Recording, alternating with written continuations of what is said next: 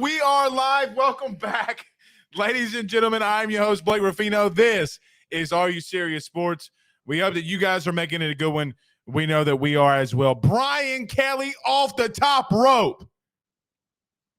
I feel like I'm Jim Ross with a cowboy hat on, but mine's a black backwards hat because we live in 2022. But Brian Kelly, in an exclusive interview with our good buddy Jacques Doucet over at WAFB, comes off the top rope and he says, I don't care about your Vegas odds. Brian Kelly in 10 rounds. So Brian Kelly did come out swinging a little bit in the exclusive interview with Jacques Doucet. Just talk with Jacques. We're going to play some of that audio here tonight on AYS. So it's going to be really fun. Ruffino's rants too. Going to be a little bit tempered on this one. But I see AKA the sky is falling guys and girls coming out in droves because we did have some breaking news today.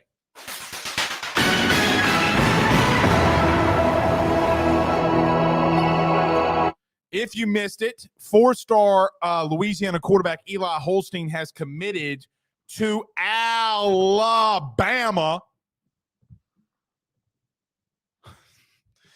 We'll touch on Eli Holstein. The sky is not falling. Relax. As Aaron Rodgers said on the way to a Super Bowl, RELAX, relax. We'll touch on that tonight. Trust me.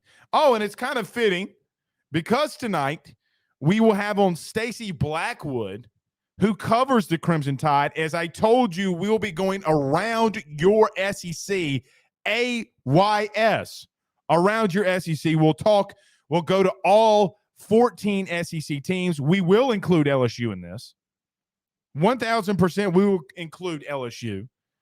And we might have some bonuses with Texas and Oklahoma. So a lot we got to get into in reference to the SEC, getting ready for college football, closing in on 90 days or around 90 days now. So it's going to be really fun. We don't have that long. As we do every Tuesday and Thursday, hashtag Ask Blake. Fire in your questions. Fire in those questions. We'll do that. And the weather is helping LSU in Hoover. So we'll talk some LSU baseball here at the end. So a big show in store tonight. Todd says, do you see Booger get his knee pads on for Saban after the dust-up? Jeez. Why's it got to be Booger? Why can't it be everybody else like Paul Feinbaum that gets his knee pads out? Come on, man. Come on. Chance Babin says, damn, that music come in hot and fast on the intro. It does. I'm telling you, man, I say this a lot. I still get chills when that intro hits every single time. You can't take it away. Chance Babin also says Eli Holstein is terrified of Walker Howard. Yeesh. That's a rough one. Rough crowd in here tonight. Very rough crowd in here tonight. Okay. I see how it's going to be. It's going to be that one of those kind of crowds. I dig it. It's going to be fun. All right, let's get to a couple of the comments too, and then we'll get this whole thing started. Ryan Thibodeau says, hey,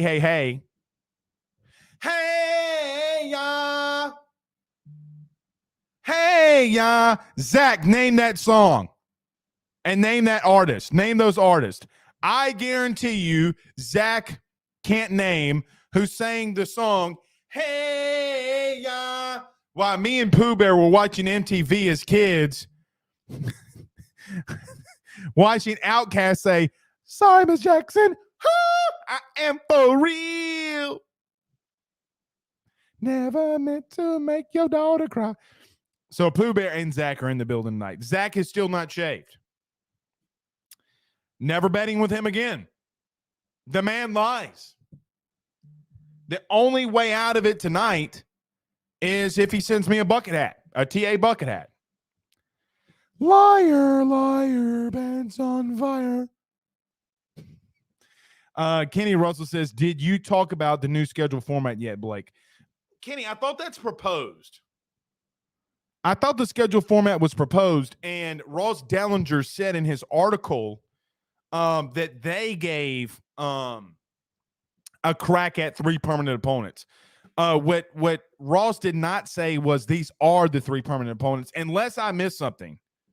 Unless I completely misread that or what for whatever reason, it is not what is proposed. It is what they thought would happen, not as what actually is happening. So they're kicking around some ideas. But, Kenny, we can talk about that. Fire that question, hashtag Ask Blake. We'll talk about it. Mark says, Eli told Jimbo, yo, Saban offered me more money in a championship. See ya.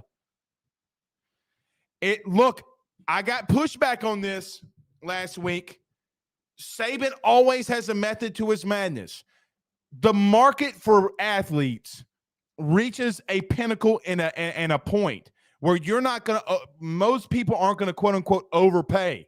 Saban could be warning people now, you better get your shiznit in order.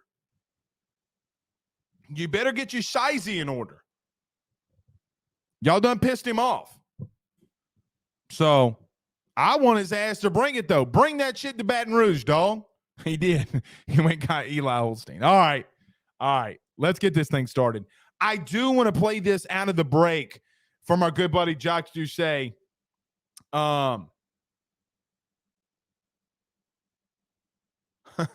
Jock said we can also play the fake accent deal one that he just posted too. Okay, so I do want to fire that off, guys, as soon as we get out of this break and talk about that. Brian Kelly had some pretty big words. We haven't heard from him in a while, so I want to talk about that out of the break. So we'll get to the Rufino's rants. We'll get to Brian Kelly's words about LSU's potential of only going 7-5 or 6-6 next season. He fires back on that, so we'll open up with that. Let's do this. Everybody do us a favor by hitting the like and share. Share it as your Facebook groups. There's so many of you listen to us on Facebook. Do us a favor.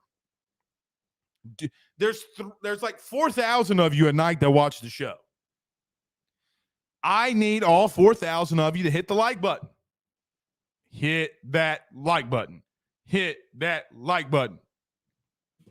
Do us a favor and share to your social media pages and Facebook groups and all that good stuff. If you're listening to us on YouTube, so many of you have not yet subscribed. Do us a favor by subscribing and hit that notification bell. If you're listening to us on XM Radio, or you're listening to us on Twitter, or you're listening to us on the podcast platforms, wherever you're listening to podcasts, rate, review, subscribe. We greatly, greatly appreciate it. All right, let's do this. Let's pay some bills very quickly. Stacey Blackwood will be joining us in about 20 minutes. To kick around the SEC, we'll talk about some Bama. All right, let's do that. Pay some bills. Be back in about a minute. Stay tuned. Our partners over at BetOnline continue to be the #1 source for all of your betting needs and sports info. Find all the latest sports developments, including updated odds on the NBA playoffs, fights, and even next season's futures. And don't forget that the MLB is back as well. Who are you picking to win the World Series? BetOnline is your continued source for all of your sports wagering needs, including live betting and your favorite Vegas, casino, and poker games. It's easy to get started, so head on over to their website. Use betonline.ag. Use that promo code BELIEVE. That's BLEAV. That's BLEAV to receive your 50% welcome bonus on your first deposit. That's betonline.ag. Betonline.ag. With over 65 years of experience, nobody is better equipped to service in your vehicle than GM Varnado & Sons. RV repair, big rig overhauls, motorhome chassis, routine maintenance, tire rotations, tire sales. No job is too big or too small over at GM. If you break down the side of the road in the greater Baton Rouge area, they will come and get you. And the best thing about that is that they can come and get you, and then they can bring your vehicle back to their shop and start the repairs right then. Again, GM Varnado & Sons. Go see them over at 2500 Fuller Boulevard. Give them a call at 225-664-9992. 225-664-9992. Tell them your good friend Blake Ruffino sent you on by. All right, I want to do this right out of the break and do this now because I want to talk about this for a while. Zach, put up the graphic And let's hear from Coach Brian Kelly, head coach Brian Kelly. We're going to play two of them. So both of them are about a minute long or about 30 seconds long. So we will play this. It'll be about a minute. So let's hear very quickly. We'll talk about this a lot. Coach Brian Kelly with the exclusive interview from our good friend Jacques Doucet over at WAFB. The Pro Sportsbook has you at 6.5 wins this season. You know, they're really smart. That's why they build all those casinos and so you know, anything over 6.5, I guess we should applaud everybody around here for a job well done. That won't be an amendment to your contract, will it? No, it certainly won't. We didn't come down here to win 6.5 games. That's for certain. The overblown storyline of, I felt like we were in July, like there was nothing going on or something. Yeah, it was, and I still say family. So I think it's been the cross of a Boston accent meeting a Baton Rouge accent, and you know, it's just one of those things that it just doesn't come out the right way, and I still say it the same way. So if I do it again, they're going to think I'm faking it again. So it is what it is. That is LSU head coach Brian Kelly and what he was talking about. So if you missed it today, or missed it this week, really, the odds just came out for LSU, and it's something that we talked about a lot. Look, we talked about it in Twitter Spaces. We talked about it on the show last night in reference to LSU and their win projections. The win projections for LSU per Vegas is 6.5. You know, I want to be careful here because of today. Again, if you're just joining us, Eli Holstein, the 4-star quarterback from the state of Louisiana, and Zachary committed to Alabama, and you would have bet that the sky is falling from everybody. Brian Kelly is not panicking at all.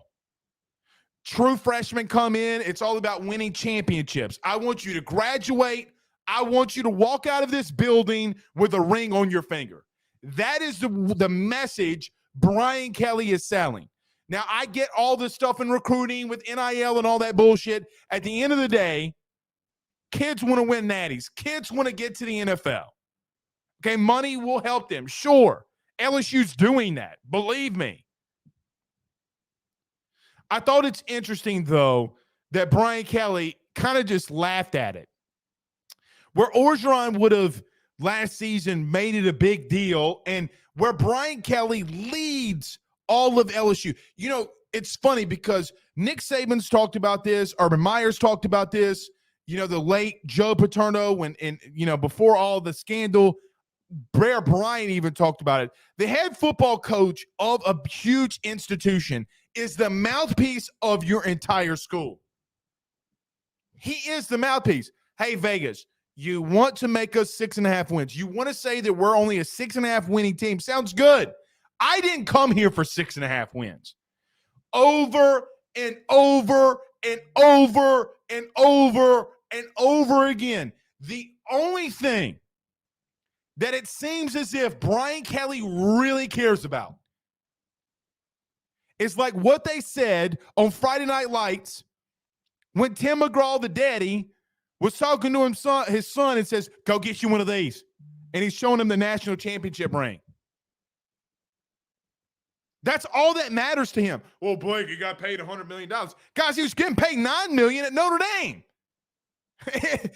At that point, you know, it's probably more of an inconvenience for him when he built a mansion in South Bend to pick up and leave.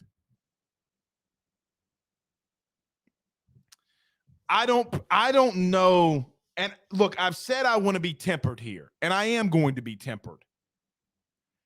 LSU's got a lot that they have to prove. And whether it be you talk to a Bama fan, Tennessee fan, Arkansas fan, A&M fan, it doesn't really matter.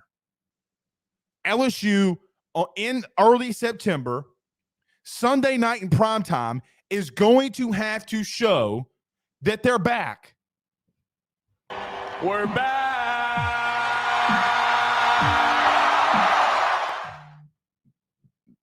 They will have to show that. No matter what comes down to the field. I don't know what Zach's doing. I think Zach's like having a fit backstage. He's looking like a damn he's looking like, you know that Jonah Hill meme? That's what he looks like. Y'all don't get to see him, but he's like freaking out backstage. Brian Kelly, Brian. That's what he's doing back here.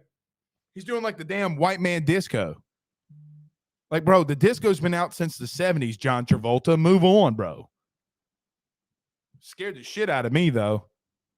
Scared the shit out of me. Oh, Zach says, and he can pass. True. Talking about Booby Miles. Guys, this 6.5 win total, I think, is little bit of a I would love to see the 6 wins. I mean, the 6 losses, excuse me. I would love to see the 6 losses. Who are you saying that LSU's losing to? It's a tough one. Daniel Williams from the Golden Boot podcast says, bring them players in and that ring will come. Absolutely. Now, speaking of that, and we have a lot of people in here firing in, talking about Eli Holstein. Jerry Zimmerman says, Dante is the target, not so much Eli Arch. Look, I'm not going to panic over Eli Holstein. I think the kid's very talented. I've seen him play multiple times. I've seen him in person. I saw him at the state championship game when Jacoby Matthews picked him off, and they luckily, came back and won. I thought they had more talent than Ponchatoula did. I think he's a really good quarterback. But I never came to the conclusion, unless something drastically changes, I've never come to the conclusion that Eli Holstein will ever wear the purple and gold coming out of high school, especially while Walker Howard's on campus. I just never saw it. If you don't know really the backstory is that Walker Howard obviously was an upperclassman, a class ahead of Eli Holstein. Both the kids were at St. Thomas More, and Eli Holstein and his family picked up and left and went to Zachary. There's nothing wrong with that. There's nothing wrong with that. I have no problem with that whatsoever. Do what's best for you. But these two guys have already competed against one another. Eli Holstein lost. So I don't know if he's not one to come to compete, but it's hard to say that when you have a guy like Ty Simpson that's committed to Alabama. Ty Simpson, guys, with all due respect, is an absolute freak of nature, the quarterback at Alabama. So I don't know what's going on here. The interesting thing, though, is this. Arch Manning can say all the live long day. Arch Manning can preach, or the Mannings can preach that Alabama's still in the running. Look, I was born at night, but I wasn't born last night. Nick Saban's not going to take a public commitment from Eli Holstein if he knows that Arch Manning is really coming to Bama. Guys, it's just not going to happen. And quite honestly, I don't see how the Mannings are going to pick Georgia and Kirby Smart with that offense. I just can't see it. Again, could be wrong, which leaves you with Texas. And if LSU's in the mix, God bless them. But I just don't see it. But let me just say as well, and shout out to Jock Jusay who gave us that audio. Let me just say, Brian Kelly not freaking out makes me calm. And it should make you calm. When your head coach is relaxed and laughing, I mean, you heard in the video, he's saying family the same. Come on, guys. The stage, I don't know, Zach, if we have the edit, but the direct quote from Brian Kelly, here it is right here. But Brian Kelly, these are direct quotes from him. If you're listening to us on the audio podcast platform, or you listen to us on radio, Brian Kelly in quote, and Zach made this edit for us. He says, I want to be under the bright lights. I want to be on the Broadway stage. The stage right now, guys, the stage right now for Brian Kelly isn't too big. Coaching, as much as I love LSU and think LSU is a top-tier program, the stage for Brian Kelly right now is not too big. The only thing that could be bigger for Brian Kelly and what he's faced as a head coach is if he wins a national title, how does he react? We saw how Orgeron reacted. It's the only thing in his career that he hasn't gone through. The only thing. I like it. I like it a lot. But I'm sure today, if you listen to around the media, or you're listening around guys around LSU, sky's falling. You missed on Eli Holstein. With all due respect to Eli Holstein, again, I think he's a really talented quarterback. Oh, well. Oh, well. You don't want to play here. Sounds good, man. There's too many talented quarterbacks that LSU is after. There's way too many talented kids LSU is after to panic. Way too many. All right. So I'm not buying into it. I'm not buying into the panic. I'll let you know when it's time to panic. I'll get to a couple of these comments. LG says, going to be great seeing Eli, Preston, Law, and Anderson in Crimson. It's true, but I'm not.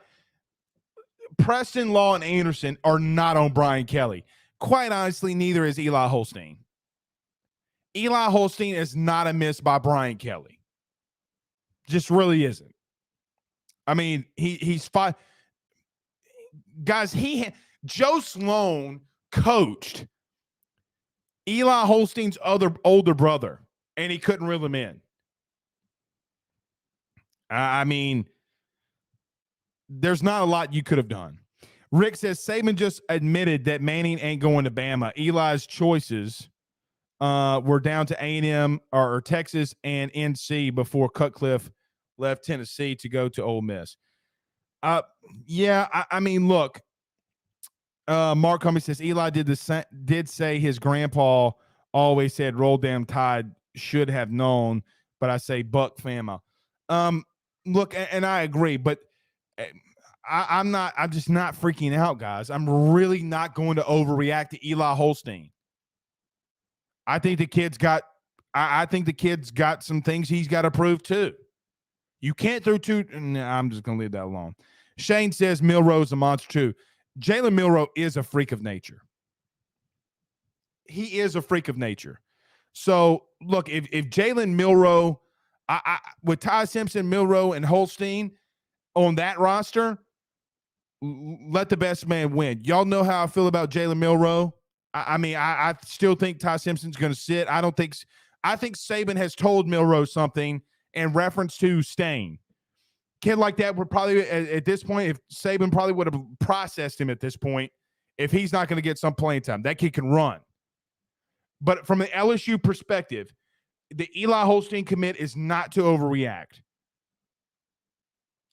Some believe in the some believe due to LSU scheme, a guy like Ricky Collins would fit better in what LSU's trying to achieve. To that degree, I agree with him. Ricky Collins is a guy that can get out of the pocket. He's a guy that runs a lot of RPO. He's got Marcus Randall as his quarterback's coach, his head coach, and all that good stuff. I agree with that sentiment. Doesn't mean Eli Holstein can't play. Alabama got a damn good quarterback today. They missed out on Arch, in my opinion. No way that Saban, who dictates everything, who's in control of everything, allows Eli Holstein to make a public commitment when Arch Manning is going to be coming to your team for an official visit in a couple of weeks. There's no way. No way. Marcus Como says Nick doesn't want Arch. He wants some cream pies, though. He told Eli he eats 2 cream pies. I ain't gonna lie, bro. The double fudged chocolate cream pie. All right, I can't go there, man. We did that the other night, and I can't stop laughing when I say the word cream pie. God bless it. Brandon Reese says, I think we'll be straight at quarterback the next few years. I agree with that. I agree. Jordan says it's Arch by Hail Mary and or the Detroit kid. You're talking about Dante Moore. Guys, if NIL's legal, go after him. Go after him. Guys, if Arch Manning, listen. If you know how much I love my beard. If Arch Manning commits to Louisiana State University and comes to school and wears purple and gold, I'll shave this shit right on this show. Straight razor. I will wear a tux. I will pay Pooh Bear to get a straight razor, and we'll shave the whole beard off if Arch Manning comes to LSU. It ain't happening. Unless you make up a lot of ground, it's not happening. Chris English says, stop with the beard bets. See, Chris, the funny thing about my beard bet is I will shave my beard. I've done it before. Unlike our producer, Zach, who literally, this is Zach when he goes to the barber. Excuse me, Mr. Barber. Can you give me Tim Tebow's haircut? You know, like Timmy T? You know, like the guy that yelled in the locker room, it's one night we live forever, guys. Even you, Aaron Hernandez. All right. No Aaron Hernandez slander in this show. Maybe we can't allow it. But Daniel Williams says, is Eli better than Arch? It's a good question, Daniel. I think it's a really, really good question. Eli's a different quarterback. Eli's a bigger kid from a physicality standpoint. In reference to IQ, though, like true football IQ, I mean, and that's not even fair to the kid. It's not fair to the kid at all. All right, Stacy Blackwood's going to be joining us. We're going around your SEC. We're going in alphabetical order. He will be joining us. Should be joining us now. But let's get to two more comments, and then we'll get started. Our good buddy C. King says, Holstein was never, ever, ever coming to LSU. Chris Tucker from Friday Voice. Ever. I agree with him. I completely agree. Nurse Court sends us $5 via Super Chat. Says, Tim Tebow Fade Fund for Shorty. Sportsbook has you at 6.5. Uh-oh. Boy, technological difficulties, boy, I tell you what. But, Zach, she sent you $5 for your Tim Tebow-sized haircut. All right. Oh, James the Great from Spaces. James is ribbing on you, Zach. What you going to do about it?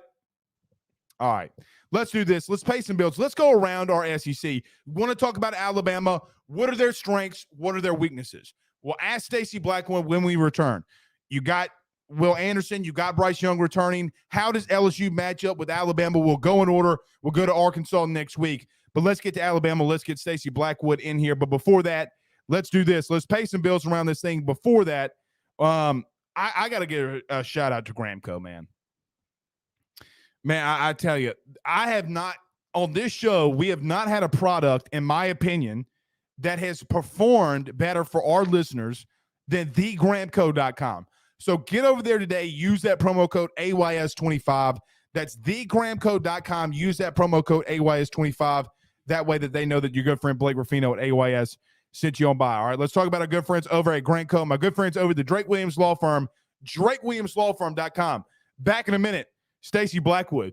Let's talk some SEC football, y'all. Guys, I've got to talk to you about our good friends over at Gramco. They are the Delta 8 company based out of the state of Florida. They're founded by college football junkies just like you and I am not sure if you're familiar with Delta 8, but you need to be. Gramco is the absolute leader in this field, and they have phenomenal products that I just need to tell you about. First off is the Wake and Bake coffee that is absolutely spectacular. The gummies are as well, as they're the best in the market. So go to thegramco.com right now and use the promo code AYS25. That's thegramco.com, AYS25 promo code to get 25% off of your order. Jump on this fast as it is perfect for holidays, anniversaries, and everyday use. Gramco is hemp-derived and completely legal inside of the state of Louisiana. No medical card is needed, and shipping is very discreet. You must be 21 years older to order. Again, that's thegramco.com. Use that promo code AYS25.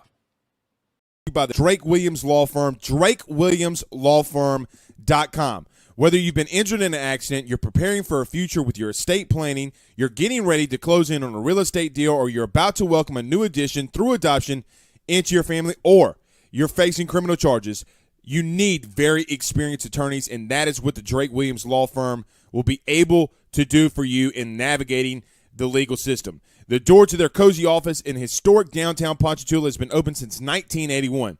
They have helped thousands and thousands of Louisiana families and individuals win cases, close on real estate deals, and regain that peace of mind.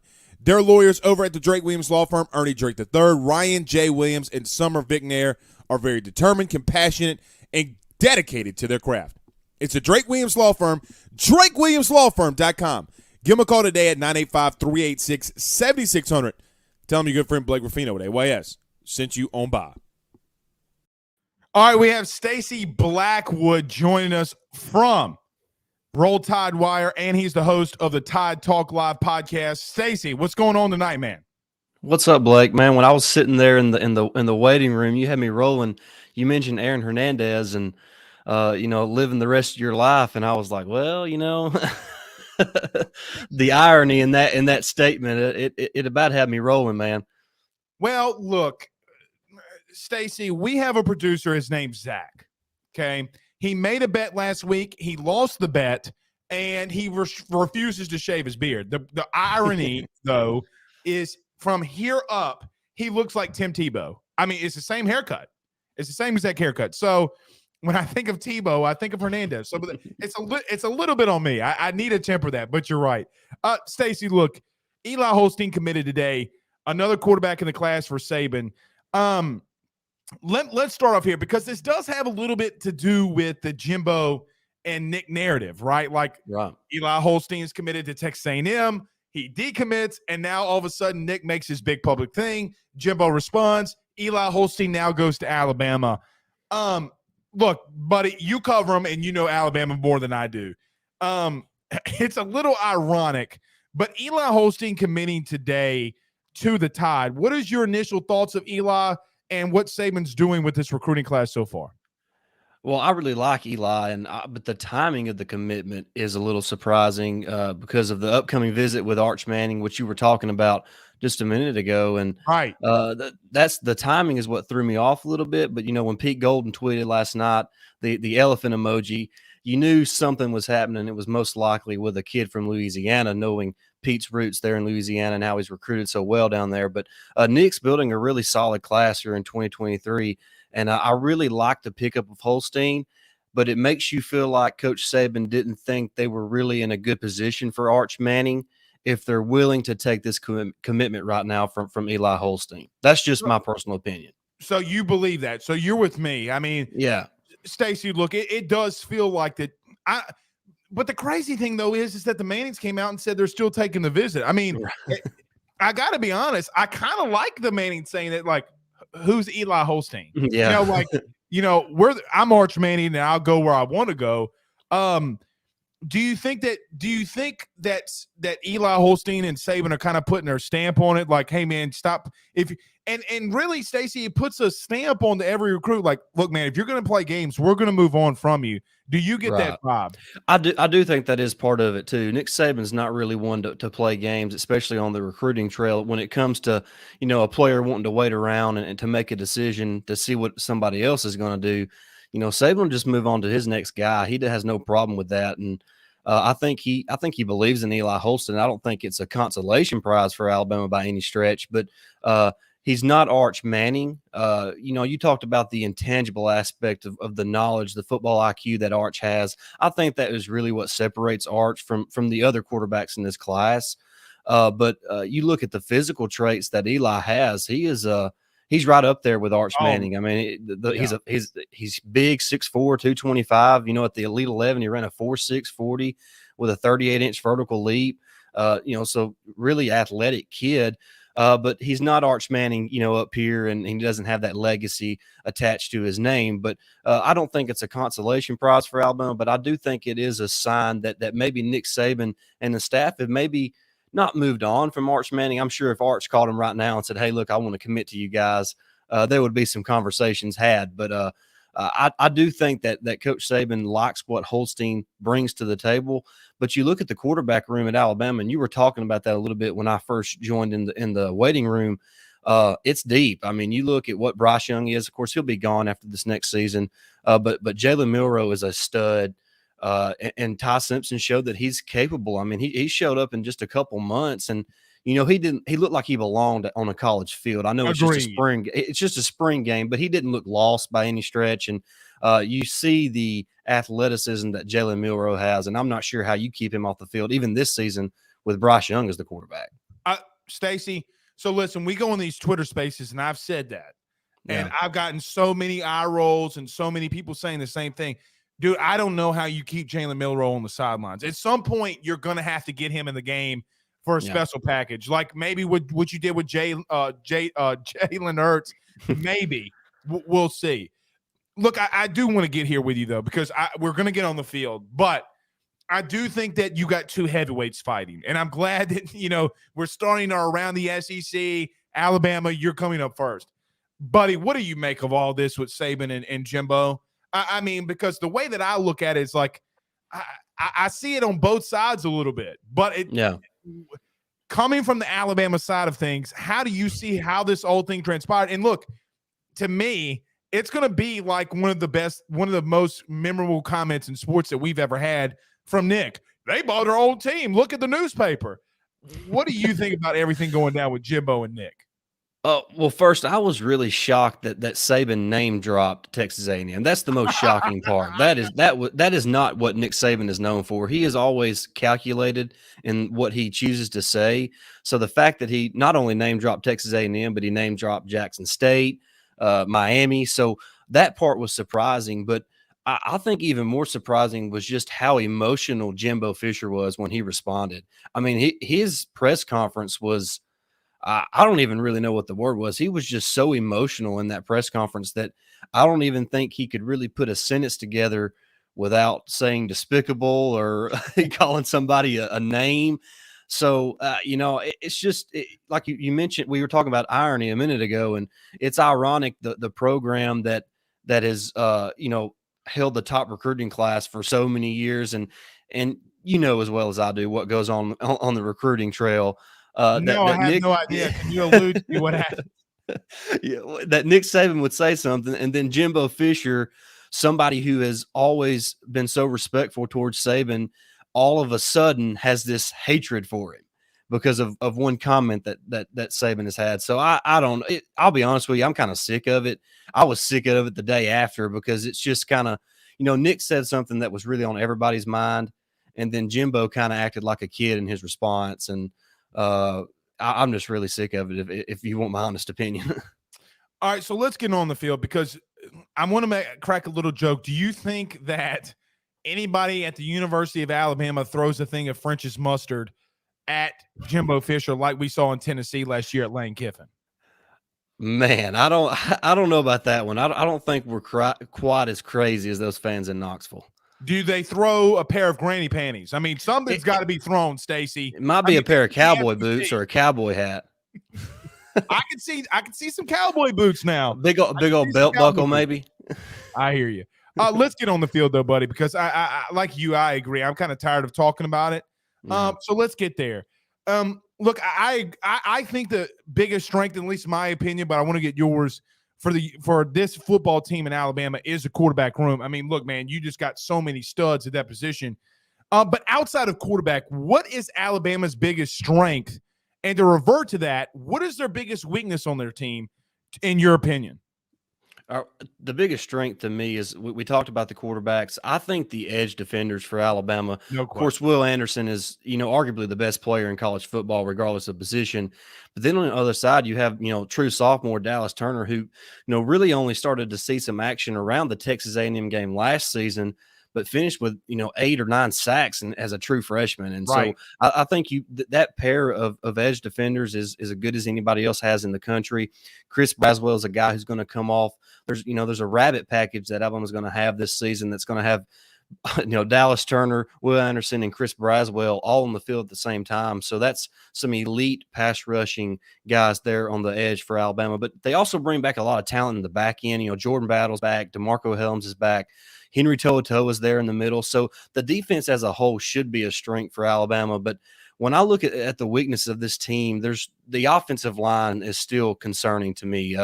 When you got to bring in a transfer from Vanderbilt to help solidify your offensive line, you have I don't want to say development issues because guys develop at different rates, especially at that position. It could take guys 3 years to develop, but Tommy Brockermeyer is not there yet. J.C. Latham looks like he's probably going to start, but there's really not a lot of star power right now on the offensive line. I would say that's the biggest weakness. There's not a home run threat like a Jamison Williams right now at the wide receiver. Of course, Tyler Harrell has come in from Louisville, but you don't know what you don't know. And so you saw what he done at Louisville last year in his little bit of time as a receiver there, but it's different in the SEC. We all know that. So there's not that playmaker out wide. There's not that true possession guy like John Mechie was, who had 96 catches last year for Alabama. I think a lot of people forget about how impactful Mechie was for Alabama. He caught a lot of first downs on 3rd and short, and he helped move the chains for Alabama. So that's going to be hard to replace. So the wide receiver room is a little bit of a question mark, but to me, the biggest question is the offensive line.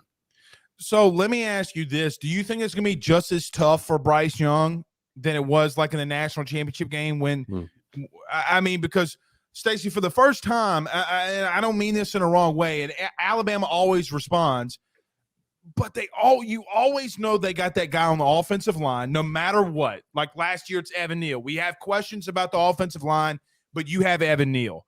Then you look at the wide receiver. Yeah, but Mechie's there. I mean, Mechie called 96 passes a season ago. Stacey, we go into this offseason with a little bit more questions on the offensive side than we normally do for the University of Alabama. I don't want to say is this the most worried you've been like from offensive standpoint under Nick Saban, but from the outside looking in, I could see where there would be more worry on the offensive side than maybe ever that I can remember.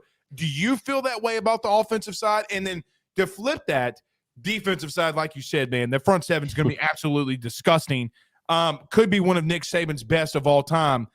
Do you feel that way, or is there something else that maybe you're holding out for on the offense and defense? No, that's really a fair way to put it. The offense does have a lot of question marks. Who's going to be the running back?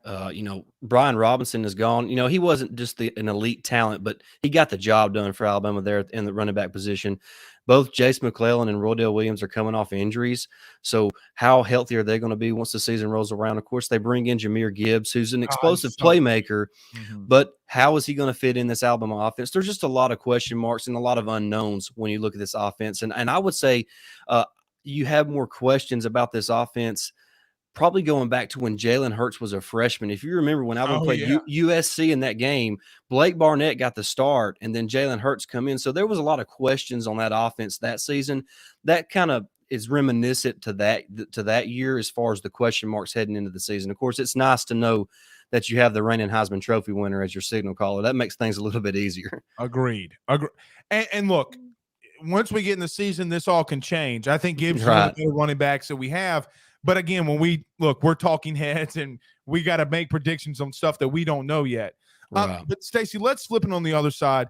The defense in the front seven is going to be disgusting. I mean, you have two of the best. Look, and Stacey, we're going to go around the SEC. I think this is my hypothesis for the season. I think from a total standpoint, the defensive lines in the SEC may be the best that they've ever been from a collective.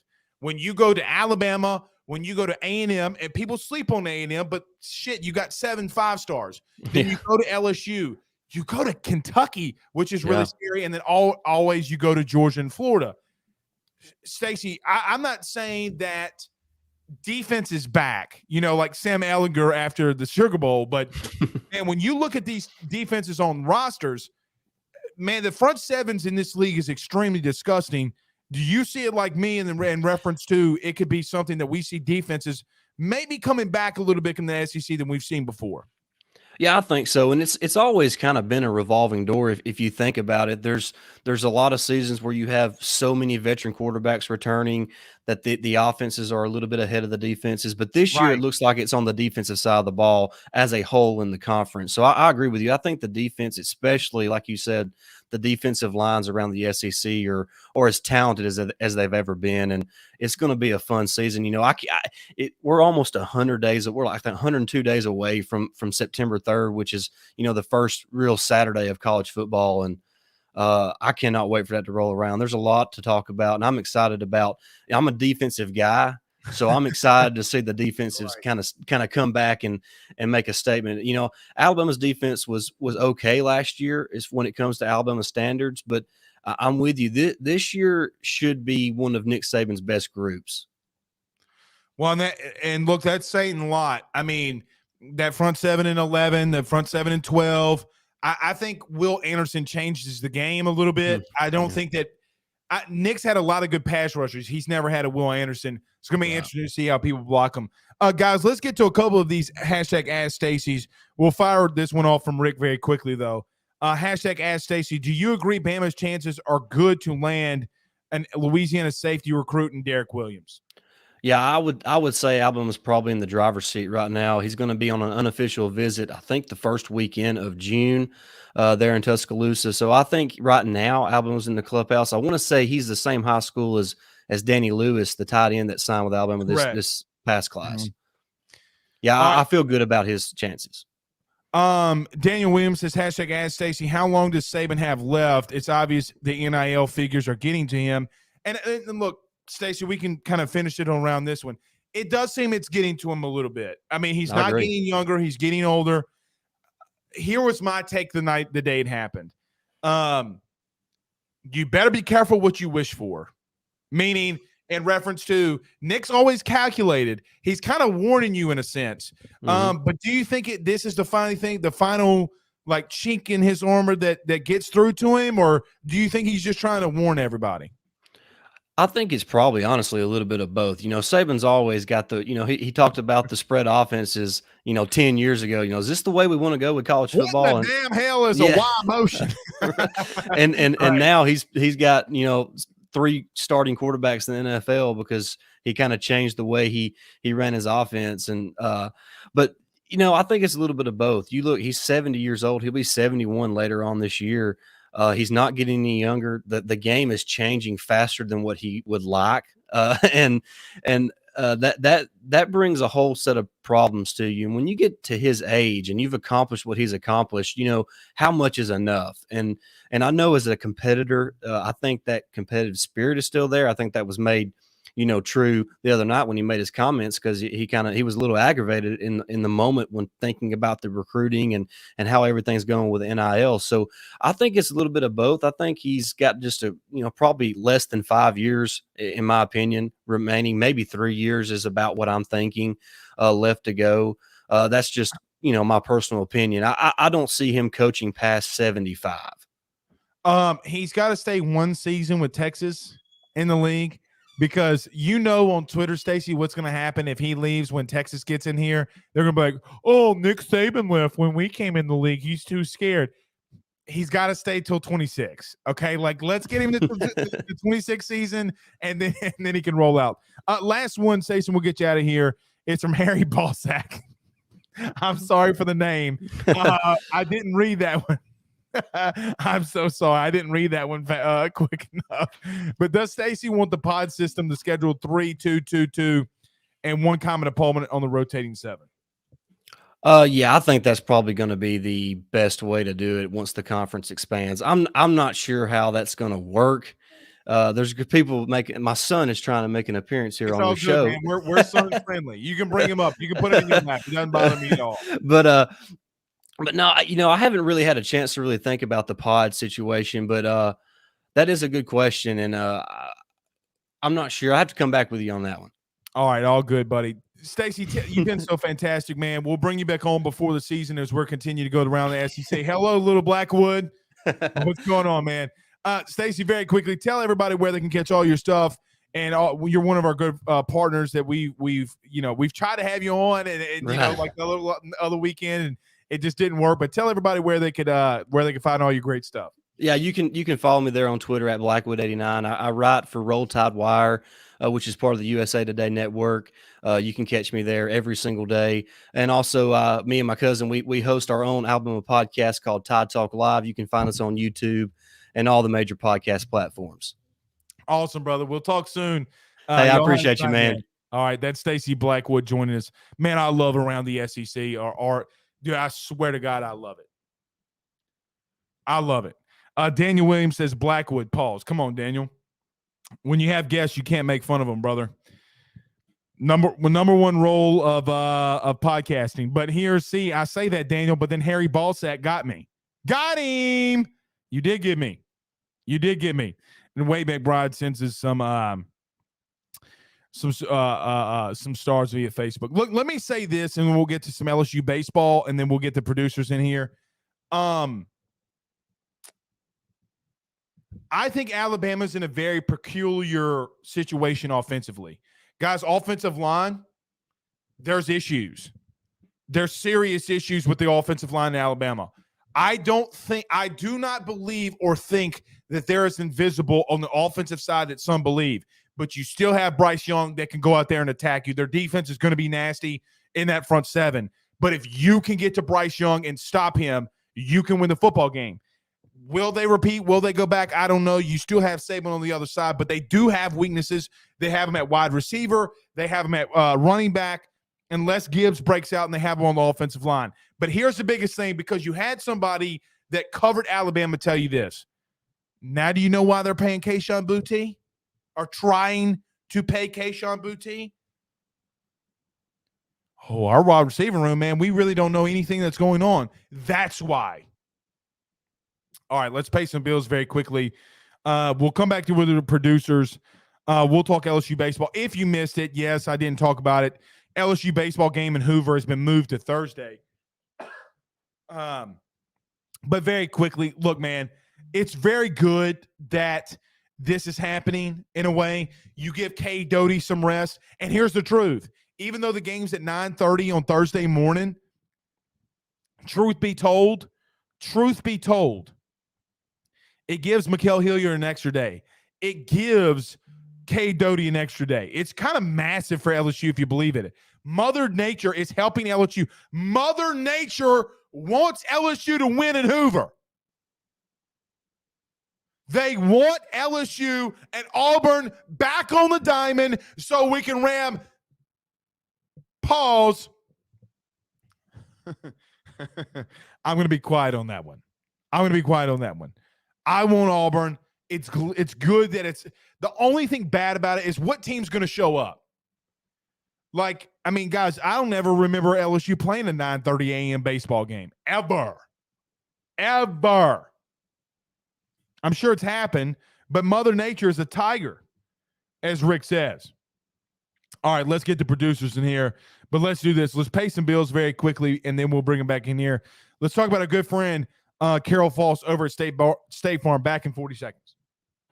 Guys, you might know my good friend Carol Foss and all the great service that he provides over at State Farm. He is your good neighbor after all. But did you know State Farm has surprisingly great rates as well?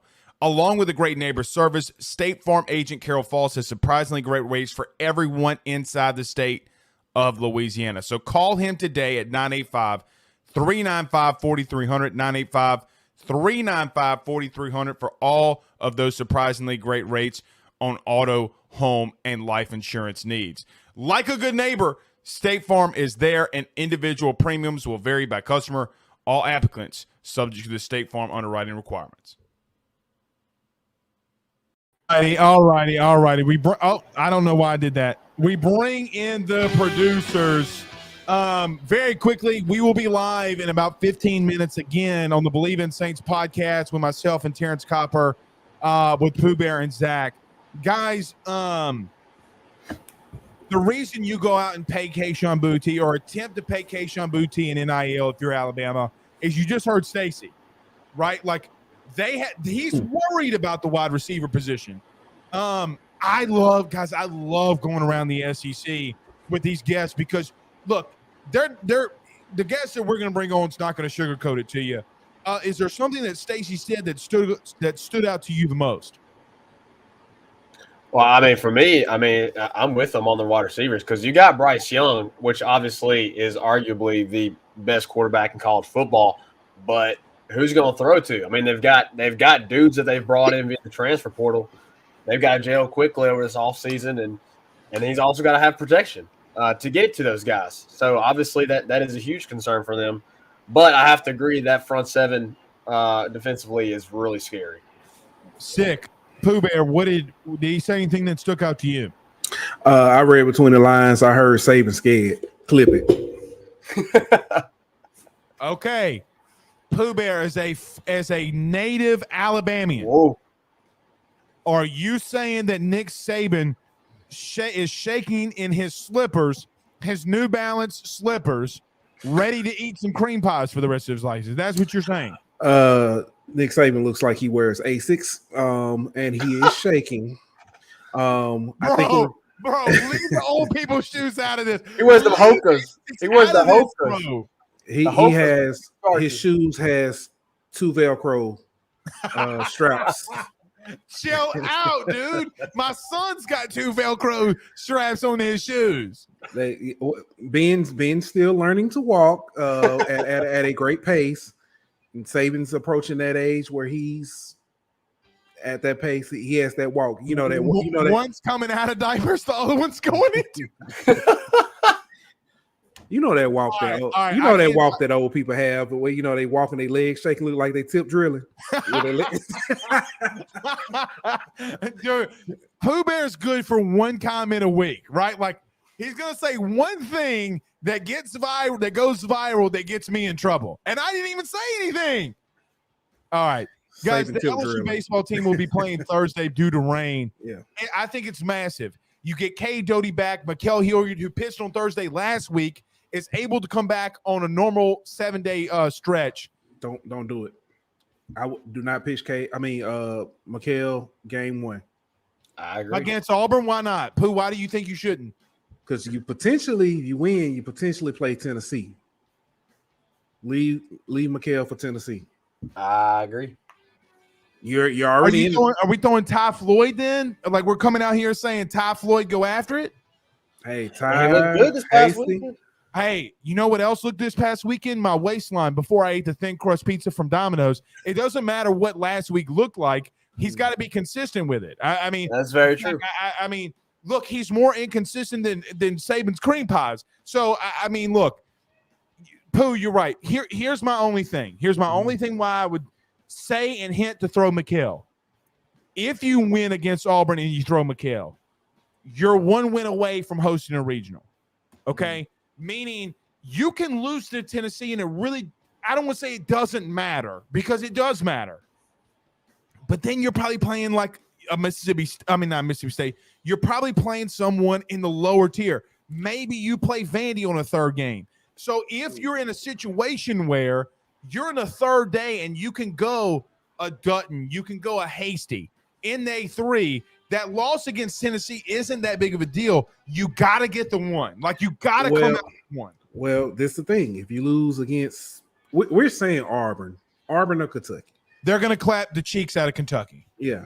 You lose against whoever, Auburn, whatever. Man, I'm saying that. Kentucky's going to wipe the floor with them. You watch. Hey, you lose game 1. You still got Mikael for game 2. You're not necessarily facing Tennessee.